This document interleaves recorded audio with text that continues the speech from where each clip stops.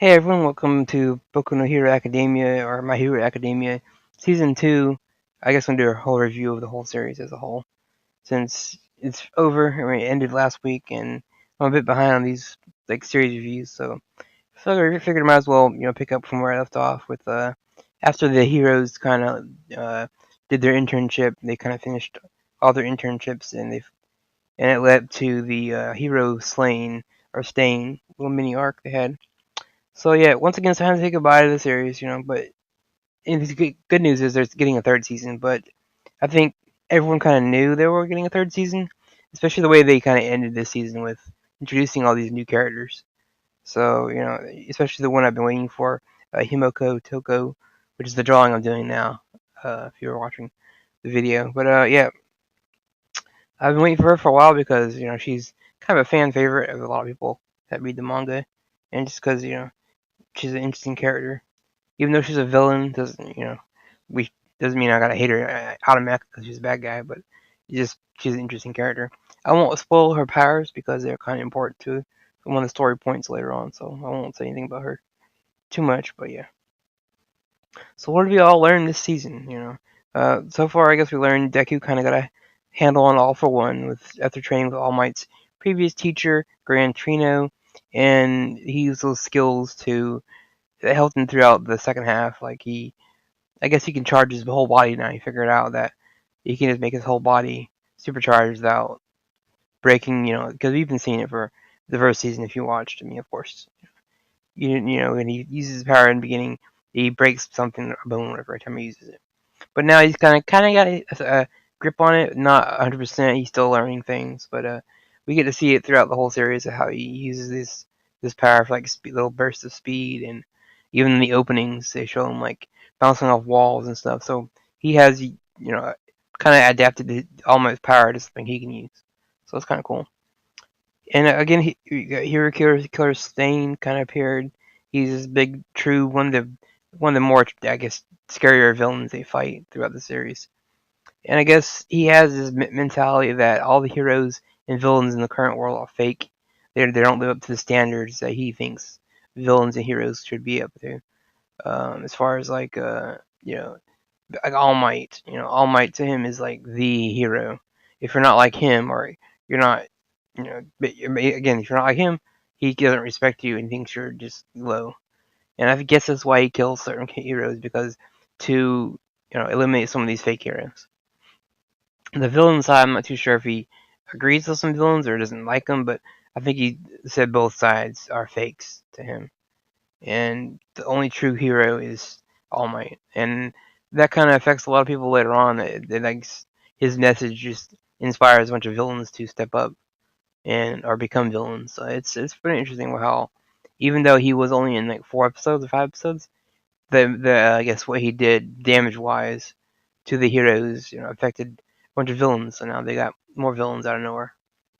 So and then we get a little bit with All Might telling Deku the story about how he got Alpha One, and how it was revealed also that he was the same as Deku.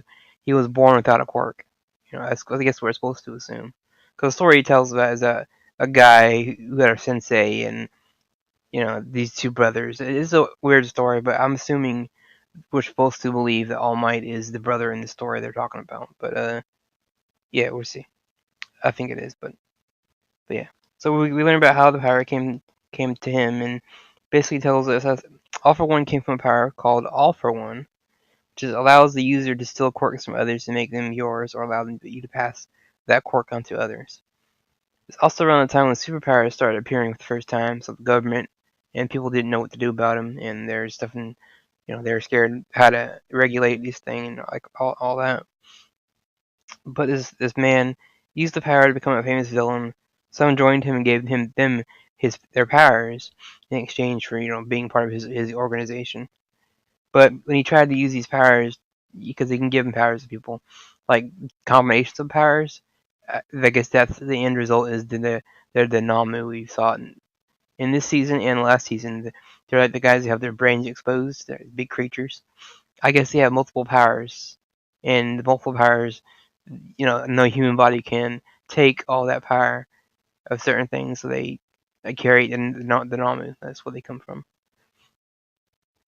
And again, so you get the story about his brother, how the brother of this character who had the power to give people abilities gave his brother a power that allowed him to store a power inside of him. So I guess that's the All for One that we see with Deku and All Might, and it kind of makes sense because their power's not always activated. Not like the Frog Girl or Gravity Girl or any of the other characters that their power is always basically on. All Might and Deku kind of have to activate their power, so it shows you that it's just that yeah, it's an activation ability. And so yeah, I guess we learned that.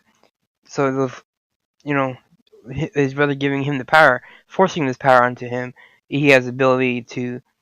I guess he has a side effect where he can pass that power to other people, and that's how you got these. I don't know how many generations this power has jumped, but it's jumped to a lot of people. That's because he saw in the tournament. Deku made a comment that he saw a bunch of people with glowing eyes, like behind him or in front of him, which those are the people that have had All for One, and they passed it on and on and on. And I think they're supposed to say every time it's passed on, the stronger it's getting. So with Deku, he should be the strongest, I think, with it. But I'm not sure if I maybe I misread that somewhere. But yeah.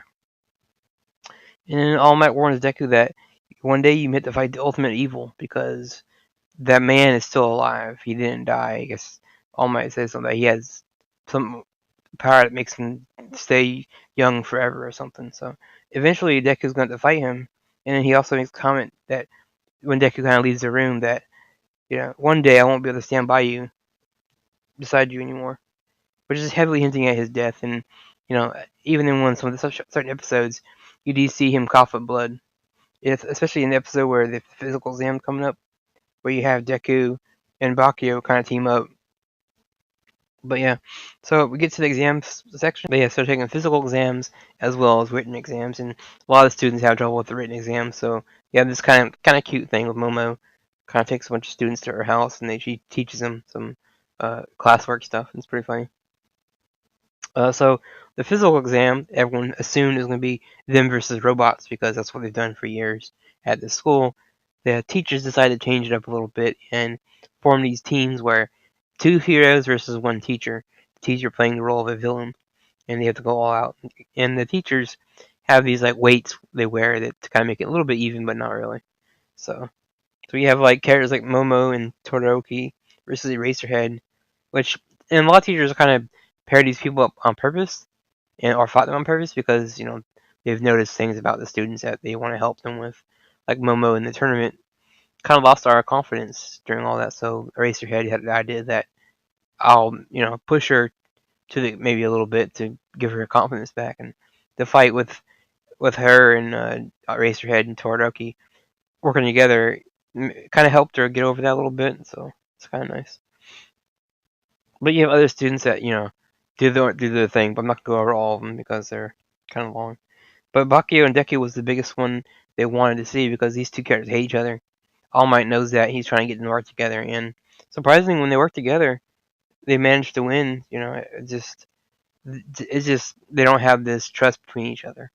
Deku is still kind of makes Bakio mad, which Bakio, again probably feels that Deku's gaining a lot more than him. He does say it to us in the episodes that he's getting used to his power way too fast, and it's catching up. And he's like, man, it pisses him off so much that Deku's learning, I guess.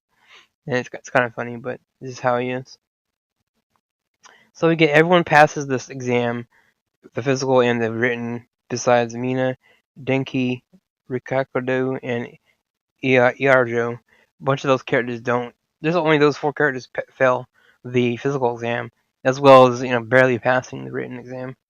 But however, they're all allowed to go to the training camp for the training for because they're just like, well, this is just a mini test to see where you guys are at with your powers. So now he knows certain students have more work to do, and he John tells them that we're not going to have fun the training camp. We're going to be working hard, especially the four that failed the exams.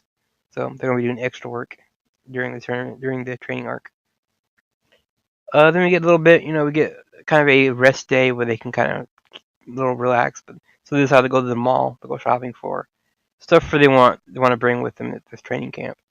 But Toma Shiraki, aka the guy who the multi hands that he touches you, he disintegrates basically. He finds out they're in the mall and finds Deku and kind of grabs him by the neck and has to sit down with him and they have a little discussion about heroes and villains and what's going on. And he slowly starts telling Deku that he now has a plan thanks to Slain. He knows what he wants to do. So he tells Deku that he's going to kill All Might. That's his goal. And even so it kind of freaks him out a little bit that he now has a goal. And even Gravity Girl sees him with Deku and kind of is freaked out by him because she knows how powerful this guy is, how deadly he is, I guess. And Deku's kind of freaked out, and he gets interviewed by the police later, and they learn his plan that he wants to kill All Might. So that's what he tells him. But Deku getting constantly in trouble, and these villains kind of fighting him all the time, is just starting to wear on his mom. His mom is getting worried about his job and career as a hero, and it's wearing a lot on her. And that's going to play a factor a little bit later on in the series. And that's kind of what happened in the second half after the internship stuff was over. A lot of story development, they're hinting at a lot of the villains making their move finally, and Deku learning his power. He's got to learn his power quicker because, again, like All Might said, the great evil's coming, and he needs to be ready for it. And again, during the physical exam with Deku and Bucky, you did see All Might in the middle of that fight cough up a lot of blood. So yeah, I think he's gonna be probably dying. Maybe not this next season, but a season down the road, he probably will. And All Might or Deku will have to kind of master this ability, and one day he has to pass it to someone else. But we'll see. Random thoughts again. Deku learning his powers is really great. I'm happy he's doing that. Uh, Gravity Girl might be in love with Deku, and that's a thing that's a lot of people could probably see coming a mile away since those two characters kind of hit it off, and she inspires him and he inspires her, and they both play off each other very well. They're both fun characters. Bakio discovered he isn't the strongest. Next to Todoroki and other characters in the series, Todoroki just has the fire and ice, and again with you saw the tournament, Bakio still feels insulted by Todoroki for not using his fire on him, going all out and giving him a real fight he wanted. So those two now have a rivalry. He even tells him in one episode about just because don't think it's over between us, we're gonna be fighting again. Another thing is Frog Girl can hide weapons in her stomach, which is something that you would automatically assume with a frog character. I've seen it with Naruto and stuff like that. That frogs can hide weapons and their stomach can expand to do things with. So yeah. And again, All Might's kind of sort of dying every time he uses his abilities. I think the time limit is getting less and less on him to use his powers. The League of Villains is making their move soon. Hopefully they get under that. The training camp isn't going to be all fun and games. I know that from reading the manga. I won't say what's going to happen, but just get ready for some interesting stuff.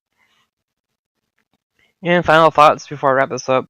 Well, I'm sad the series is over, and I'm super excited for the third season because it's going to round some things around the time where things start getting interesting. Like I said, the training camp is pretty interesting stuff. And we're going to be seeing a lot of new villains, and particularly villains that are the same age as these our main characters, which I'm excited for. I mean, so as far as I know, most of the villains they fought are old guys and older characters that have been around for a while. So to see villains that they can fight that are maybe their own age is kind of interesting. You're seeing that maybe they could try to win some of these villains over to join their side, or vice versa. Maybe the villains could convince some heroes that you should join us. So we'll see. As far as the final score, for me, I'm biased. I like the series so much. I love the characters. Everything about it is just entertaining. The music, the characters, the storylines, just everything for me. It's great animation. Bones, they're doing a good job. So for me, it's gonna be an easy 10 out of 10, just because, again, I just love the series so much. Even though it's about superheroes and superheroes, as of late, people feel are kind of overplayed because we can't escape them from TV shows, movies, and everywhere. But I like this hero series a lot. It's just a lot of fun. And as cheesy as it is, it does inspire people to be kind of to try harder, I guess. I don't know. For me, it pushes me to try harder at my artwork and try to get better at it. Just every day, I try at least try to improve on it. But yeah, so you know, what do you guys think about the series? Did you like it? Anything you kind of wish they kind of explored? Maybe stuff you wish they would not talk about. I mean, I know most people probably complain that you know there's not enough development for characters, but the main focus seems to be on like Bakio uh, and Midoriya doing their thing. And yeah, I mean, I do agree. I wish more characters got more screen time, but we're slowly learning more about their abilities here and there. So, and in fact, like characters like the Frog Girl and other characters have shown us they can use their abilities in different ways. Well, anyway, talk to you guys next time for another series review. See you later.